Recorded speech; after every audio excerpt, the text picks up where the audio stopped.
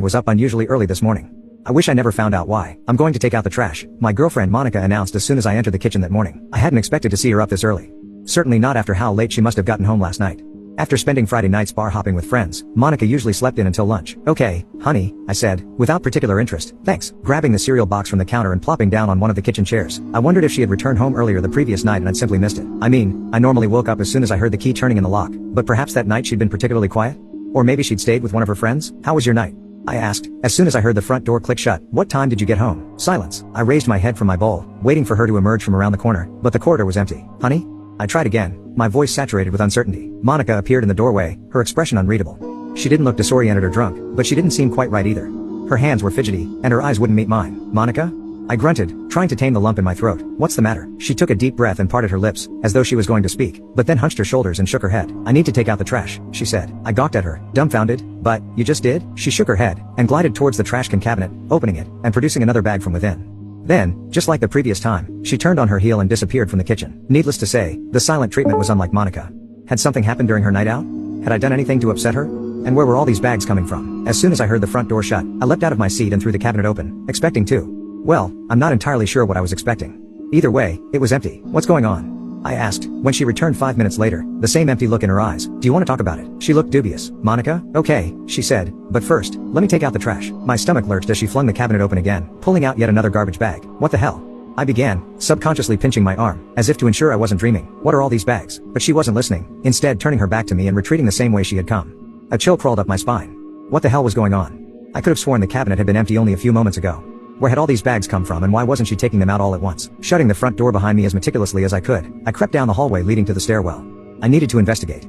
Monica had never willingly taken out the trash before. She said the garbage chute gave her the creeps. Our apartment was on the 6th floor, so there was no way she was going down all those flights of stairs for a single bag of garbage. The door to the garbage chute at the end of the hallway was ajar, and I could hear the faint wail of metal as it was pulled open. I swallowed, suddenly at a loss for what to do. I mean, wouldn't it be weird if she found me just standing there? And what exactly was I planning to say? I listened in, my skin prickling in anticipation and my heart thudding in my chest. Oh, what was I getting so worked up for? It was only Monica, for God's sake. She'd probably had a falling out with one of her friends, or maybe I was snoring again and she couldn't get to sleep. I'll just go in and ask. But what I saw when I opened the door will remain with me for the rest of my life. Monica was sitting on the door of the chute, her legs already swallowed by the darkness within. Slowly but surely, she was edging her body into it, her palms clammy against the metallic finish. She turned her head at the sound of the door opening, and for a brief moment her eyes lit up with recognition. Monica, I cried out, dashing towards the chute, my heart practically leaping out of my chest. What are you? But it was too late. Startled by my voice, or by my presence, she let go and disappeared into the chute, a raspy wail reverberating against the steel. Thud. I wanted to scream, but it was as though I'd suddenly gone mute. Fear sizzled through me like electricity as I flew down the stairs to the manager's office. Give me the key to the trash room, I demanded breathlessly. My girlfriend is inside. He looked at me over the tops of his glasses, as though questioning my state of mind. That's impossible, he retorted. I have the only key. Tears were flowing freely down my cheeks and my clothes were damp with sweat. I must have looked a downright sight, but I didn't care. She fell into the chute, I sobbed, grabbing the edge of his desk for support. From the 6th floor. Everything happened quickly after that. An ambulance was called, as were the police. At first they were hesitant to tell me what they'd found.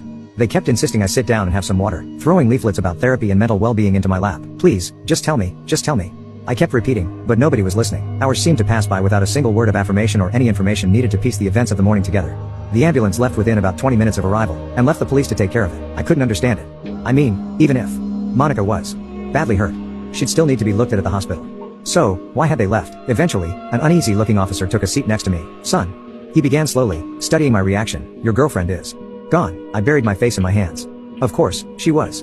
She jumped down the chute, plummeting God knows how many feet. But your story isn't quite adding up, he continued, his eyes narrowing. You said she'd fallen into the chute, but, he took a deep breath, his forehead creasing, but we found her. Well, parts of her. Inside a garbage bag. My blood ran cold. It was like I could no longer understand what he was saying. His mouth was moving, but the sounds were jumbled and wouldn't make sense. Inside a garbage bag? What the hell was that supposed to mean? He explained that the garbage bag had been there for at least several hours before the police were called. He said that there was no doubt that its contents belonged to Monica. He asked whether I had any idea what happened. Then, in a much softer tone, he added that I'd be expected to come in for questioning. When I finally returned to my apartment that morning, all I wanted to do was fall into bed and go to sleep, praying I'd wake up to discover that all this had been nothing but a bad dream. But as soon as I entered the bedroom, the front door slammed shut. Hello? I called out, my voice meek and croaky. Silence. A newfound sense of dread filled my lungs as I recalled the events of the morning. As I tiptoed slowly towards the kitchen, I couldn't help wondering if, no, it couldn't be. She was leaning over the trash can cabinet, a new garbage bag in her grasp. She spun around and our eyes met. I'm just going to take out the trash, she said. I stared at her, my breath catching in my throat. Here she was, right in front of me, talking about trash as if it were the most casual thing in the world. In a feeble attempt to make her stay, I asked the only question I could think of. I asked it, even though I knew the answer already. What's in the bag, honey?